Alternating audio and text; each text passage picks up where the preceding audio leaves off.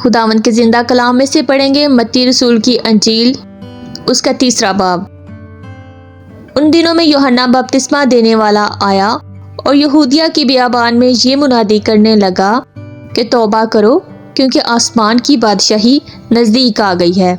یہ وہی ہے جس کا ذکر یسایہ نبی کی معرفت یوں ہوا کہ بیابان میں پکارنے والے کی آواز آتی ہے کہ خداوند کی راہ تیار کرو، اس کے راستے سیدھے بناؤ۔ نہ اونٹ کے بالوں کی پوشاک پہنے اور چمڑے کا پٹکا اپنی کمر سے باندھے رہتا تھا، اور اس کی خوراک ٹڈیاں اور جنگلی شہد تھا۔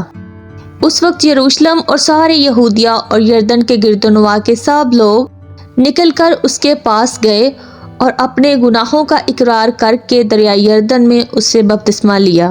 مگر جب اس نے بہت سے فریسیوں اور صدوقیوں کو بپتسمہ کے لیے اپنے پاس آتے دیکھا تو ان سے کہا کہ اے سانپ کے بچوں، تم کو کس نے جتا دیا کہ آنے والے غضب سے بھاگو؟ پس توبہ کے موافق پھل لاؤ اور اپنے دلوں میں یہ کہنے کا خیال نہ رکھو کہ ابراہیم ہمارا باپ ہے، کیونکہ میں تم سے کہتا ہوں کہ خدا ان پتھروں سے ابراہیم کے لیے اولاد پیدا کر سکتا ہے۔ اور اب درختوں کی جڑ پر کلہاڑا رکھا ہوا ہے، پس جو درخت اچھا پھل نہیں لاتا وہ کاٹا اور آگ میں ڈالا جاتا ہے۔